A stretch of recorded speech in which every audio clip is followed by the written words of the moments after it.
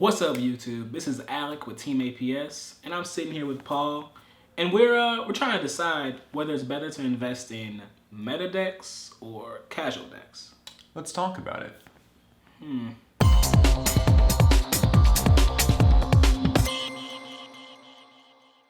So we're talking about investing in meta versus casual. Yeah, so basically, maybe is it worth it to buy an expensive meta deck?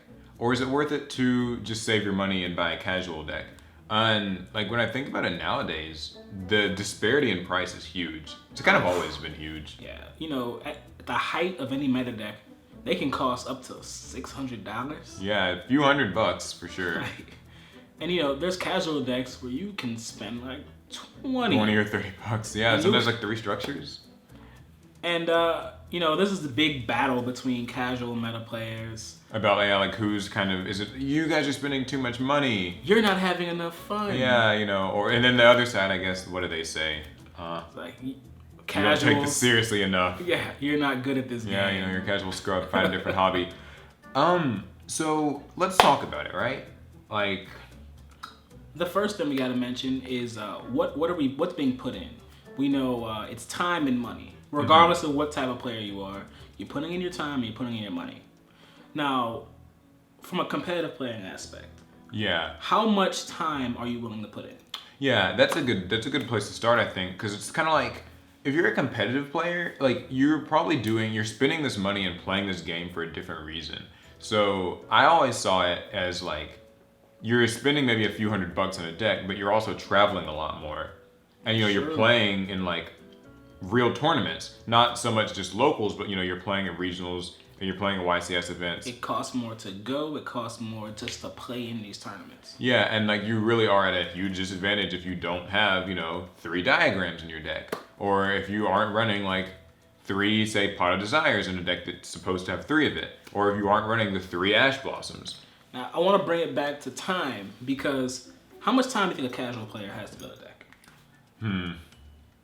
Good question, honestly. I mean, I guess it kind of depends. It could be really quick to build a deck, if you're casual, I would think. But is there any point where a casual player needs to build their deck by? That's a good point, actually. Yeah, I agree. Because I guess if you're competitive, you really have to have those cards. Tournament season only lasts so long before the next banlist drops. And oftentimes there's a regional, the next weekend, and you need the cards. Yeah, a set could drop, and, the tournament's tomorrow. Yeah, and you really just have to spend, the money to get the cards. And in addition to that, what also comes to mind for me is just how with these cards, there oftentimes aren't substitutes, or not sufficient substitutes. People always say there's a, you can have this budget alternative to these cards, a budget alternative to Solemn Strike or, the Pot of value Desires. version. But that doesn't really, at the end of the day, those don't really always work. Because remember, when you're putting in time and money into these decks as a competitive player, you want to maximize your chance of winning. So anything less than the very best, that could cost you. It really does. And so it's gonna have to cost you. But there are some downsides to investing so much as, I think, as a competitive player, putting hundreds of dollars into the deck.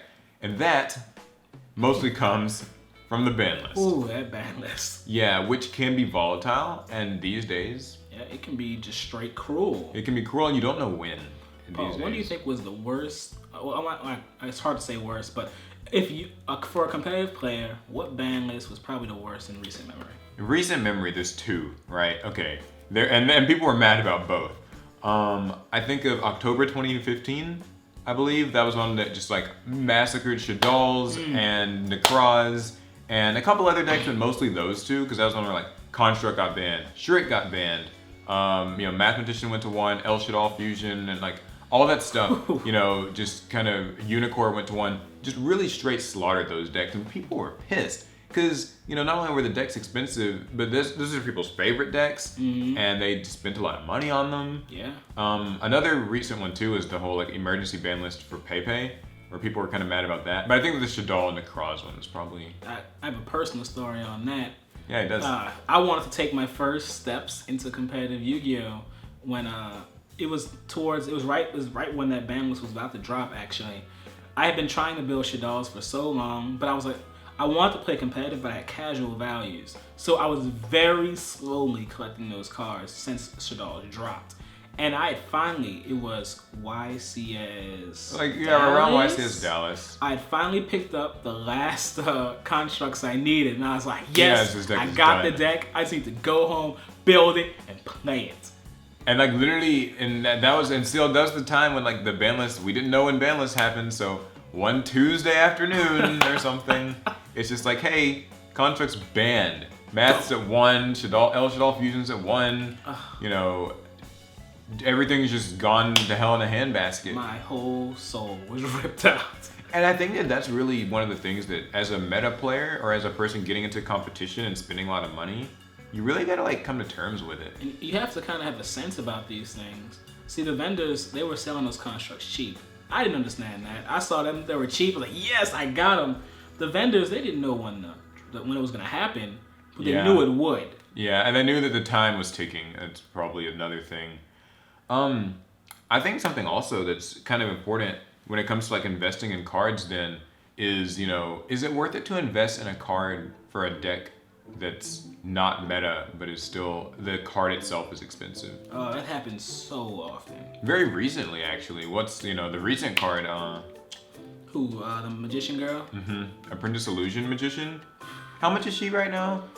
Oh my god, I don't want to think about it. Like $60? She's around that much? I'm happy she's fallen this much, because when she first dropped, they were talking $140 a copy. Yeah, I saw that some places, and I think that the worst part about that is like, people really want this card, but like, is it worth it to spend, let's say she's 60 right now.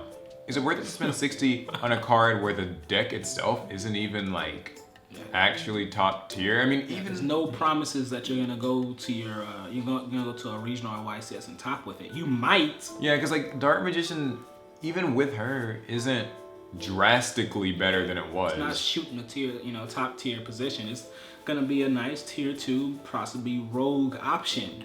Right, and that I think is kind of where for casual players, where the question comes in is like, is it worth it to buy her? 3 copies of her? Yeah. For this deck that's not. What if you know you're not gonna go to big events? Yeah, that's true. And what's the card you recently got? One of those Shonen Jump ones. Odd Eyes Persona Dragon. Yeah. 45 per copy. Yeah. So like, what would you say about that? Like for someone because you're playing Performa Pals, and we know it's not like the best deck, but you're still playing. Like, how do you feel about the whole? I'm gonna compete with that bad boy. I don't care what anybody says. How do you feel about investing in that? Like, would you suggest that to other people? Man, I'm only doing it because I wanted to maximize my chances of winning in more tournaments. Mm-hmm. Now, if this weren't the case, if I were just gonna stay here playing locally, God no. Right. No. And again, I did buy those Potter's Eyes at one time. I'm not getting into Yeah, I feel like I feel like it's okay when it's like one deck maybe, like just the one deck that you really like. It's okay to kind of drop a little more cash, and even if you are casual. But I think that as a casual player, you have to kind of consider like how often are you going to be going to these events, right? If at all. Yeah, if ever. I guess how long does a casual player tend to stick with their decks? Do they stick with them longer than a competitive player? Or I think they do stick with them longer. That's just from what I know, though. Mm-hmm. Like, because to me, it feels like with casual players, they really, put more of their heart and soul into a deck. Whereas, like, meta players are kind of just playing it because, like, it's the thing to play this format. Whereas, like, casuals will, I'm not saying this disparagingly. Yeah. They'll like stick with their deck for a really, really long time. Doesn't that sound like you get more of your investment back? More bang for your buck. When you're playing competitively, you tend to switch decks every few months. So you might drop 300 on a copy of a card, but in 5 months you're not gonna touch that card ever again. That's true. For a casual player, they might drop 120 on a set of a card, but then they're gonna have that deck forever, or a really long time. Yeah, they're gonna have it for a long time. That is true. Yeah, I think that they do get that benefit, and then also when you're playing a less competitive deck, there's less banlist fear. Oh man, that's so nice. It's nice to know that your ancient gears, right? They're not going anywhere. Yeah, I'm actually in a tight spot right now personally because I'm playing True King Yang Zings, And True King Yangzings, for anybody who doesn't know, is not a top tier deck. It's a pretty good deck. It's cool. But it can be bricky, you know, it doesn't have like broken plays, it has some flaws. But it uses Dragonic Diagram, and it kind of sucks because it's like, you know, I want to get Dragonic Diagrams, but like trading or buying them is so expensive because, you know, it's like 80 bucks. Huh. But then it's like, it helps my deck a lot, but because of True Dracos being just a better deck, Dragonic Diagram might get hit, and I might inadvertently lose the deck that I like that isn't broken or busted, but uses Diagram. It's just kind of like, at least, you know, in your case, Persona Dragon's not going to get banned. It's not right? going to even be looked at. Apprentice Illusion Magician's going straight under the radar, just like, you know, a lot of those cards. So it's a real question you have to ask yourself, I think. Oh, there are other examples. Just because you're playing casual doesn't mean you're safe. Remember, Pendulum Magicians got sniped hard when Pendulum Call was banned, and Wisdom Eye went to 1 out of seemingly nowhere. Yeah, like that's the thing I don't really like about the ban list. It can really hit you no matter what. Like, it wasn't like they were competing. A lot of people who played it were just casual players playing locally. Yeah, it was seen a lot in regionals, but it wasn't topping, like, consistently at least. But I guess at least in their defense, they didn't spend a lot of money on it anyway. Yeah, it came at least it was for restructure. So that's another kind of, they won. So I mean, you're relatively more safe from the ban list, but doesn't mean nothing's promised. You can be using just a good card, like his diagrams, or one of your cards can be seen to be too good, Pendulum Call. Right. So I mean, so all in all, I would say, you know, that casuals have it. I know it's like casuals, but you know, like less competitive. No, let's players. take away the power. See, I don't like that casual has to be a derogatory remark. Let's call it what it is. You're a casual player. Yeah, so casual players, right? Fair. Thumbs up if you agree with him. I feel like casual players do have an advantage. Even if they spend a lot for a deck, and generally they aren't going to, but even if they do, they're usually just safer from a ban list because they stick with these decks longer. These decks usually aren't going to get hit. I think that it is a situation where, as a competitive player, you run a bit more of a risk. I completely understand why you would need to spend more money because you're traveling, you're making you're getting your money's worth out of the cards, but you do run more of a like financial kind of risk. See, I lean more towards the opposite. I believe that competitive players get more because of a higher risk. You know, higher risk, higher reward.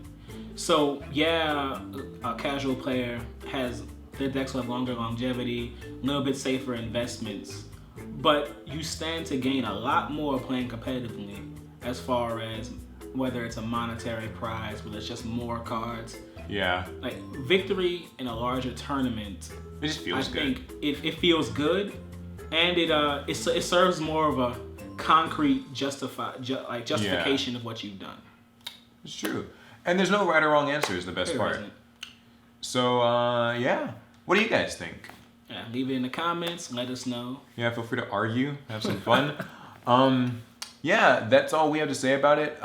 You know, pick your stance on it. There's not like a right. There's not a wrong. We just want to know what you guys think. This video is part of the Summer of Yu-Gi-Oh! Summer of Yu-Gi-Oh! Where we upload a video every single day. So if you missed it, check out yesterday's, and we'll also see you tomorrow. It's gonna be great. That's all for us. So. Pass turn. Later, guys.